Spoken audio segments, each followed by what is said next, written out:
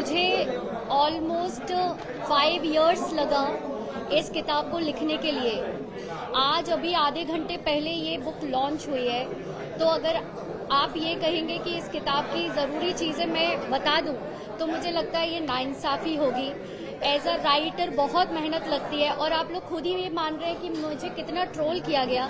तो सब कुछ होने के बाद जब आज फाइनली बुक आई है बाहर, तो मुझे लगता है कि आपको पढ़ना चाहिए। मैं तो उड़ीसा आती रहती हूँ। 170 पेजेस हैं उड़िया बुक में। आप इसमें से पॉइंट्स बनाइए, आपको जो अच्छा लगता है आप उसकी बात कीजिए, आपको जो अच्छा नहीं लगता है हम आगे भी मिलते रहेंगे, तब आप मुझसे वो सवाल कर सकते हैं। आप एक अच्छा बात बताएंगे तो लोग किताब खरीदेंगे और पढ़ेंगे, इसलिए पूछ रहे हैं। कौन सा एनेक्डोट या कमेंट रहेगा जिसको सुनकर लोग किताब खरीदेंगे? तो मुझे लगता है कि आपको जानना चाहिए कि अनुभव मोहंती की पॉलिटिकल जर्नी के बारे में आपको जानना चाहिए। इसके अलावा आपको जो बहुत इंटरेस्टिंग चीज़ें मिलेंगी वो मिलेगा उनके फ्रेंडशिप और दोस्तों के बारे में। अनुभव जी के जीवन में जो दोस्त आज भी हैं इस उम्र में, वो दोस्त थे जो स्कूल में LKG, UKG, फर्स्ट और सेकंड क्लास के वो थे। तो उनकी जर्नी में उन्होंने कितना भी सक्सेस पाया हो, लेकिन अपने पुराने ना तो दोस्तों को छोड़ा और ना ही अपने पुराने सर्वेंट्स को छोड़ा। और मैंने सलीम जो खान जो है सलमान के फादर, उनकी भी एक बात सुनी थी कि वो इंसान अच्छा है जो अपने पुराने दोस्तों और अपने पुराने नौकरों को नहीं छोड़ता। तो मुझे लगता है कि जो फ्रेंडशिप के बारे में है वो आप जान सकते हैं। टीन एज में अनुभव जी की जो लव स्टोरीज हुई उसका भी इसमें जिक्र है। और इसके अलावा 2024 के इलेक्शंस के टाइम में उन्होंने जो BJD से BJP में जो वो गए उसकी उस जर्नी के बारे में है। इसके अलावा ऐसा बहुत कुछ है। मुझे याद है कि पहला शो जो था उन्होंने अपनी लाइफ में एक शो किया है अभी तक, that is as an host. It was a दादागिरी, और वो बीच में छोड़ा और सिर्फ 3-4 एपिसोड से पहले छोड़ा।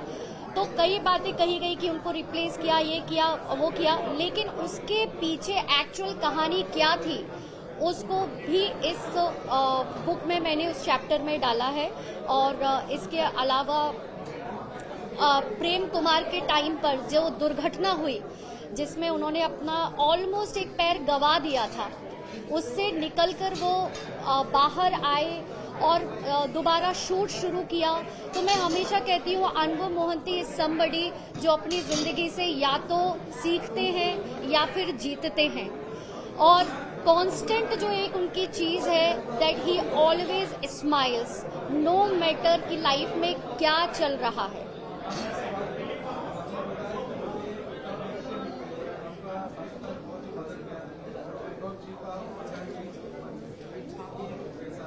मैंने कहा कि जब मैंने अनुभव जी के जीवन की यात्रा को शुरू किया तो उस यात्रा में जो उनके जीवन के सहयात्री थे मैं उनसे मिली, और जब आप इस किताब को पढ़ेंगे तो समय समय पर आप भी उन सहयात्रियों से मुलाकात कर सकेंगे।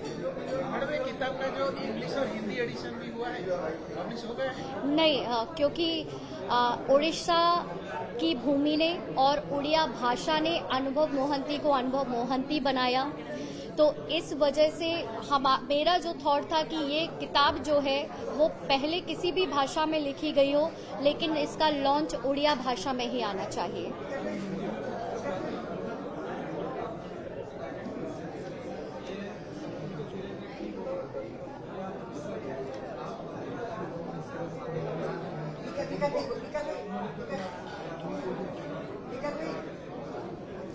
नहीं, इस तरह से डायरेक्ट बातों की तो कभी ऐसी बातचीत नहीं रही, लेकिन हाँ अनुभव जी जिस तरह के इंसान हैं, और कई बार क्या होता है कि आप एक इंसान को बुरा कहते हैं, बहुत बुरा कहते हैं या फिर सबसे बुरा कहते हैं, फिर भी आप उससे जुड़े रहना चाहते हैं, तो इसका मतलब उस शख्स में कुछ तो बात है ना।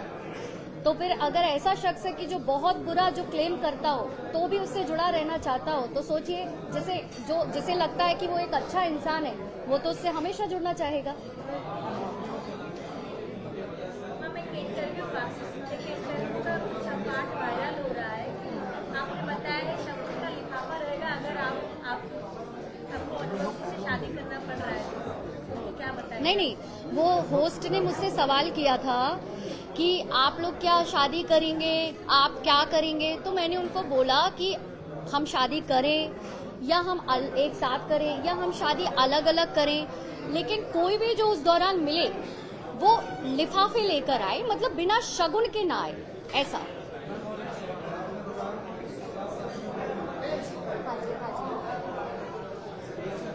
नमस्ते, आप लोग आए थे? खाया? अब आराम से कसली से मिलेंगे, प्लीज रीड बांट लेना था ना? नहीं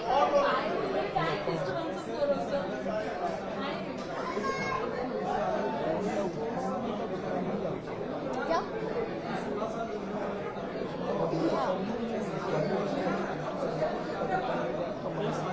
भारत के आधे से ज्यादा लोगों को डायबिटीज है और शादी करने के बाद डायबिटीज हो जाते हैं। और अनुभव मोहंती को 16 साल में जब डायबिटीज हुआ और डॉक्टर ने उनको सजेस्ट किया कि वो ताउम्र दिन में 3 बार इंसुलिन वो लेते हैं जिस पर वो सरवाइव करेंगे, उसके बावजूद उनसे शादी की और शादी जब टूटी तो भी ये कहा गया कि अभी भी जुड़े रहना चाहते हैं। अभी आप लोग हाल ही में ना वो मूवी के टाइम पे बात कर रहे थे, तो फिर डायबिटीज कोई ऐसी बीमारी नहीं है। Diabetes is not a cancer and even अगर किसी को कैंसर है और अगर उससे भी कोई शादी करना चाहता है तो इसमें शादी करना बीमारी के साथ में मतलब I don't find it appropriate question, I am so sorry. मतलब वर्षा जी का एक्स वाइफ, हाँ क्या कहना है?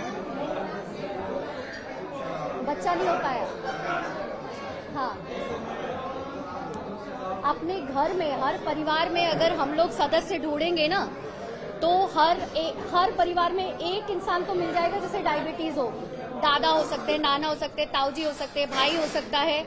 और आप देखेंगे कि उनके 2-4 नन्हे मुन्ने इधर उधर खेल रहे होते हैं। तो डायबिटीज की वजह से किसी को बच्चा नहीं होना, again it is very inappropriate logic अगर उन्होंने दिया है तो। जी मैम, पॉलिटिकल कैरियर के बारे में आपने लिखे हैं आप, लेकिन कुछ और शब्द लिख सकते हैं कि क्या, या फिर कुछ ज्यादा आप क्या चाह रही है मैं क्या लिख दूं? 2013 से लेकर 19 तक की बात जो आपने लिखी है उसका ब्लॉकबस्टर फिल्म रहा, लेकिन कुछ चक्रांत की वजह से कुछ फिल्म को ज्यादा हॉल मिलने की बात आपने लिखी है। हाँ। क्या है ये? मैंने ज्यादा हॉल की बात तो नहीं लिखी, मैंने तो ऐसा भी लिखा है कि एक समय था जब अनुभव मोहंती को कह दिया था कि अरे ये अगर बंगाल चला जाएगा ना तो इसका उड़ीसा में करियर खत्म हो जाएगा। और ये बात है 2005 की, तो हम तो 2025 में बैठे हैं, उसके 20 साल बाद लगभग अभी भी चल रहे हैं। जब उनकी पहली फिल्म आई लव यू आई तो उनको कहा गया कि ये तो हड्डी सा दिखने वाला हीरो है, ये क्या हीरो बनेगा, इसको सेकंड लीड में लाते हैं। लेकिन वो फिल्म आज तक उसका रिकॉर्ड किसी ने नहीं तोड़ा, और अगर किसी ने तोड़ा तो उनकी खुद की फिल्म कर्मा ने तोड़ा। सच में क्या ये जो आरोप लग रहे थे, भूख लग पॉलिटिकल क्रिटिसाइज किया जा रहा था, ये सब आरोप जो लगे थे? कौन से आरोप? जो सारे आरोप आए हैं, ये सारे आरोप क्या क्रिटिसाइज किया गया? मैं आपको एक बात बताती हूँ कि अगर आप इस बुक में भी जाएंगे जो कचहरी चैप्टर है, अनुभव मोहंती के 2019 से पहले तक अनुभव मोहंती के खिलाफ ना तो कभी पुलिस स्टेशन में किसी तरह की रिपोर्ट दर्ज हुई है, ना ही किसी तरह की कोई एफआईआर दर्ज हुई है। और मैं ये सिर्फ पर्सनल लाइफ का नहीं कह रही हूँ, कोई बाहरी व्यक्ति ने भी, वो एक इस तरह के पब्लिक फिगर रहे जो पॉलिटिक्स में रहते हुए, जो स्टारडम में रहते हुए, जिनके खिलाफ कभी किसी तरह का लीगल फाइट उन्होंने नहीं की, ना ही किसी तरह का एफआईआर, कोई रिपोर्ट उन पर दर्ज नहीं हुआ। ये पहली बार हुआ जब वो 2019 का इलेक्शन जीते, क्योंकि जब तक वो राज्यसभा में थे तब तक शायद प्रॉब्लम नहीं रही होगी, लेकिन जब आप एक एक्टिवली जब फील्ड पर आप उतरते हैं एक नेता के तौर पर, तो शायद वहां आपके दुश्मनों की संख्या और बढ़ जाती है, वहां लोग आपसे असुरक्षित महसूस करने लगते हैं। आप मुझे ढूंढ के बता दीजिए अगर 2019 से पहले कुछ मिल जाए। और 2019 के बाद जो आरोप लगा वो भी उन पर नहीं लगा। अनुभव मोहंती के ऊपर जो पहला आरोप लगा वो 2020 में लगा, वो भी एक ऐसे व्यक्ति से जिनके साथ वो कई सालों तक रह रहे थे, और उन्होंने भी इसकी कभी शिकायत नहीं की थी, जब तक कि वो कोर्ट का दरवाजा खुद नहीं खटखटाए। मैम ये सारे, तो फिर ये आरोप क्या पॉलिटिसाइज किया गया था? ये सारे आरोप कहाँ से आ रहे थे, ये सारे आरोप? हाँ हाँ, इसका जवाब तो अनुभव जी देंगे, बाकी जितना मुझसे हो सका मैंने लिखा है। मैडम उड़िया में क्या बोलेंगे आप? उड़िया में क्या बोलेंगे वो किताब के बारे में, वो खाली बोलेंगे। जी जी जी, हाँ हाँ हाँ हाँ। लोग बोलते हैं मतलब उड़ीसा के उनके फैन फॉलोअर्स चाहते हैं, मतलब हम जब भी कोई वीडियोस डालते हैं तो नीचे आपके नाम पे भाभी भाभी ये सब आता है, तो उसको मतलब मुझे लगता है अनुभव जी ना अपने फैंस की इच्छा जरूर पूरी करते हैं।